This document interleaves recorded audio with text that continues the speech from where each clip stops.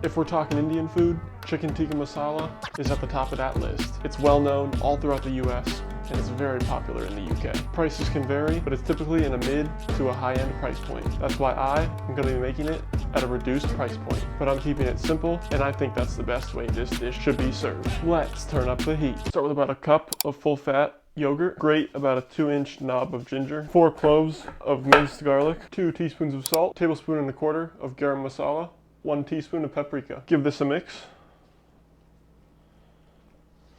Chicken thighs should be a go-to here. These are going to stay moist throughout the cooking process and not get that dry sandpaper consistency that dry chicken breast get. Dice the chicken into 1-inch pieces. Once the chicken's all cut up, toss it into the yogurt marinade. Mix this up, fully cover all the chicken. Leave this out at room temperature for 10 to 20 minutes or keep it in the fridge for a couple hours. In a large pan, a couple tablespoons of oil. In batches, start cooking off your chicken. These little pieces cook very quick. Put this first batch to the side and finish the rest. This chicken also doesn't have to be fully cooked. It's going to go back into the sauce and finish cooking in the finished sauce. For the sauce, take 1 onion. Cut this up into thin strips. 3 cloves of garlic. Another 2-inch knob of ginger. For the sauce, keep all this fond in the bottom of the pan. Go in with 3 tablespoons of oil. Toss in your onions.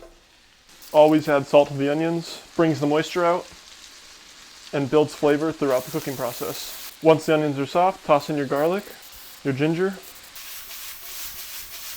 Add a 15-ounce can of tomatoes. Next is 2 teaspoons of sugar, a teaspoon of paprika, a teaspoon of cayenne pepper. If you like it spicy, you can add another ½ teaspoon. Tablespoon and a quarter of garam masala. Tablespoon of butter. Off the heat, add your cream. I'm using a ½ cup coconut milk and a ½ cup cream. This isn't traditional, but I enjoy the coconut flavor throughout the dish instead of just using all cream. Take this, throw it in a blender, and blend it up until smooth. Over low heat, take your sauce and pour it back into the pan. Adjust the salt as needed. Take your chicken and all its juices and put it straight into the sauce. Let this come up to a simmer. While this is simmering, get the rice going. Once the water is boiling, go in with the rice.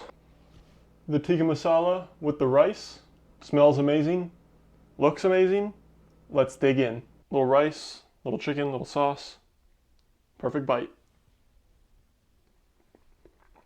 This tastes wonderful. It's got that kick, that punch that you're looking for in the spices and the seasonings. The chicken's moist, the sauce is buttery, it coats your mouth. It tastes great, it looks great. Next time you want a good homemade meal, try this out. If you like this style of food, give it a big fat thumbs up. Smack the subscribe button. Until next time, peace.